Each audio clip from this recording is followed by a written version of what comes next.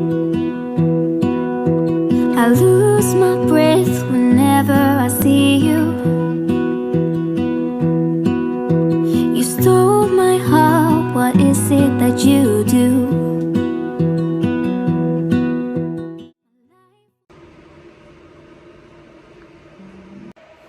Okay, I am in the doctor's office. So IVF update. So I spoke to my doctor and he decided to pause our transfer because he wanted me to go see my OB and get additional testing based on my pulmonary embolism. So where we are now is my OB said that she didn't want to see me. Instead, she wanted to refer me to a maternal fetal medicine doctor because if my pregnancy is going to be high risk, these are the people that I would have to see anyway. And so that's where I am today. I'm at UW. I had to drive all the way from Tacoma to UW Seattle for this appointment. So I'm hoping something comes out of it. But yeah, so I'm meeting with them today for them to do all the testing. And then after this appointment, I have to meet with my reproductive endocrinologist again, and then start planning our next transfer. So hopefully we're able to figure everything out in this appointment. But yeah, hopefully they get everything figured out today so that we can just focus on transfer and focus on baby number 3. I miss being pregnant. I really do. I can't wait to have my belly back. I'm so excited, but yeah, I'll let you guys know how it goes. Good morning. Okay, I forgot to film an update after that last clip, but essentially what happened at that appointment is I talked to the doctor. She was trying to determine whether or not my pulmonary embolism was a genetic issue or if it was a one-off from my high-risk twin pregnancy. And so in order to do that, she just ordered me to get a whole bunch of testing done. I think there were 7 different labs that they got ran. And so, yeah. So we're just trying to figure out what the next steps are supposed to be, but it really depends on what the lab work says. It's a week and a half later. The lab results still aren't in, but I have an appointment this morning with my reproductive endocrinologist. I'm supposed to be meeting with him today as a follow-up to me going to that doctor to figure out what my next steps are going to be. And so, yeah, hopefully in this meeting we can figure out if I can transfer, am I good to go? Because I feel either way, no matter what way it is, I should still be able to transfer. Yeah, so hopefully we get some a plan in place today. But yeah, I miss being pregnant. I do miss being pregnant. And so I do want to figure out when we can transfer and things like that. Yeah, that's it though. So I'm about to log into this meeting with my doctor, and then I'll keep you guys updated afterwards in terms of what the plan is going to be moving forward. It usually takes about 2 to 3 weeks. Okay. Okay. Did you have a follow-up scheduled with them to review those results? Nope. She said she was just gonna give me a phone call, just letting me know what they were. Yeah. And did they suggest you? What did they talk to you about as far as being on anticoagulants and pregnancy? She said that she feels it's more likely something from having twins, that was the issue, the blood clotting, just of the stress of the twin pregnancy.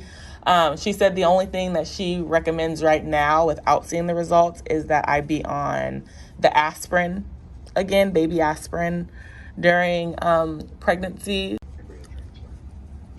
The challenge with this is that estrogen, that high-dose estrogen, even though you may not necessarily have a propensity for a DVT, it might do an increased risk for one. Okay. So in our minds, we would rather avoid that. We don't want to give you another DVT and a pulmonary embolism. So what we would do instead is called a natural cycle frozen embryo transfer. Now, the most common way this is done won't work for you. So that's where someone has regular predictable cycles. They ovulate around the middle of the month. They have progesterone rises, progesterone falls, and the whole process repeats again. The alternative is to do a kind of cycle where we give you a medication to induce ovulation called letrozole. Pretty easy med to take. You just take it for 5 days.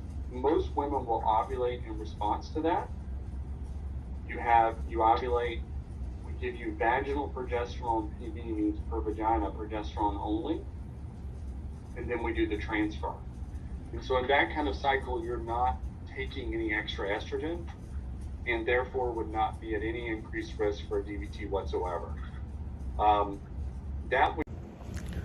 Okay, so I don't know how I feel. Okay, so I just got done talking to my doctor, and pretty much what he explained is that they want to change how I do this next transfer, which I'm kind of worried about, because the last one was successful. So it's like, if it ain't broke, don't fix it. But the issue is that, like, it is potentially broke. I don't know. He's saying that if I do have like a propensity towards blood clotting, that it would be better for me to do a natural transfer cycle instead of the medicated cycle. And so with a natural cycle, I would do a trigger shot to force me to ovulate, and then they would transfer the frozen embryo, and then I would just be on progesterone to support like the embryo. And that's it. But like, that seems so scary to me, to like trust my own body to like do this and be able to support. I don't know why, but it just seems so scary to me.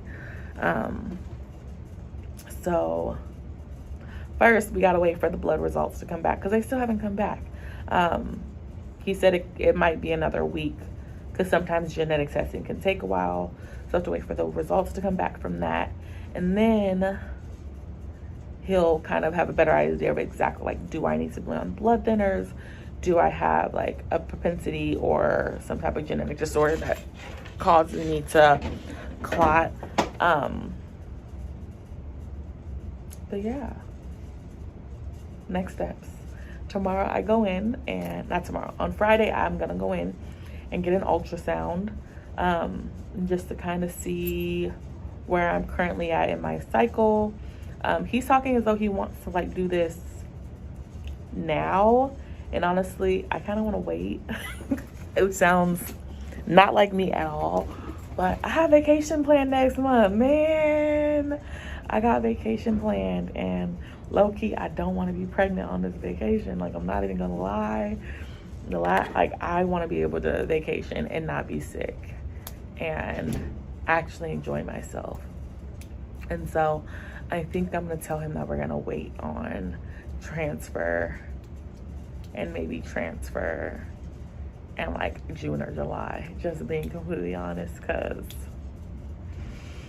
I don't want to be sick. I don't want to be sick. I want to be able to have like a nice vacation with the boys, flying alone with the boys. I don't want to be sick, because it's going to be hard to take care of them when Adam's not there. So yeah, that's the update. Like, I don't know what I'm gonna do. I'm gonna talk to Adam when I get home and see what he thinks. I know he's gonna be like, but the last time worked. Like, if the last time worked, I don't want to do nothing different. We need to do the same thing. And low-key, I kind of feel the same way. But also, he said that once you have a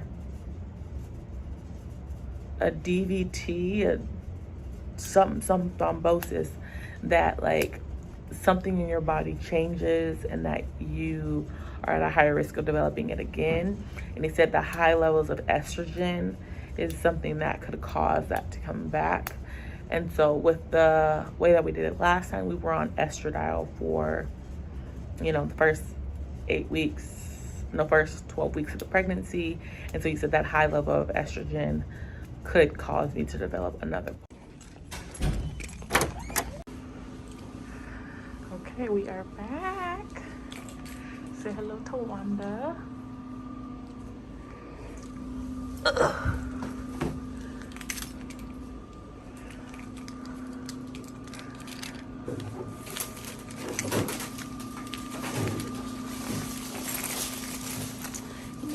Gotta assume the position. Okay, so this is the last part to this video. I just want to come on and update in regards to my labs, like my blood work, as well as I ended up having an ultrasound too. Anyway, this is an update on my blood work. I finally got a phone call from the maternal fetal medicine doctor, and all of my blood work has come back normal. I do not have a genetic predisposition to blood clotting. I do not have to be on blood thinners during my pregnancy. The only thing is, she said after I deliver, for the 6 weeks after I deliver, she would like me on blood thinners, just to be sure that I don't develop another pulmonary embolism. But other than that, she said that I am good to go. So our plan is that we are going to transfer next month one little beautiful embryo, and I am doing a natural frozen embryo transfer. And so what that means is I will have no more PIO injections.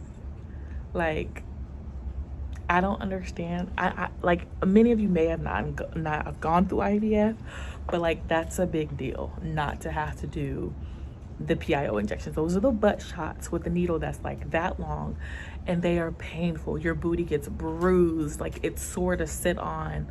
Like, towards the end of it, it's hard. And so the more and more you do it, the more and more pain that you are in. And so to not have to do those, I'm actually really excited about.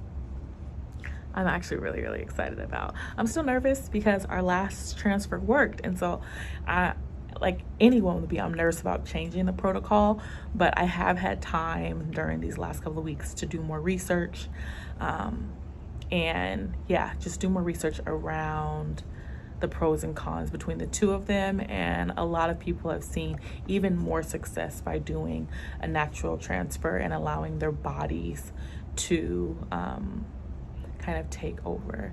And so yeah, that's our IVF update. We are T-minus probably like a month and a half at this point away from transferring. It really depends on my cycle when it comes. I'm just excited. I'm just really excited. And so if you are ready for more IVF videos, if you are ready to go on this journey of baby bass number 3, please subscribe if you have not already. Just like last time, I'll be going through all of my pregnancy symptoms. I'll be talking about like that 2-week wait period. I'm going to be filling you guys in on everything, so go ahead and subscribe. Also, there'll still be videos of me with the boys. It has just been a lot going on in life right now, so I do apologize trying to stick with like our YouTube schedule. There's just been a lot going on, and so we're gonna get it together. But yeah, if you haven't already subscribed, I hope you guys enjoyed the video, and we will see you guys in our next upload. Bye.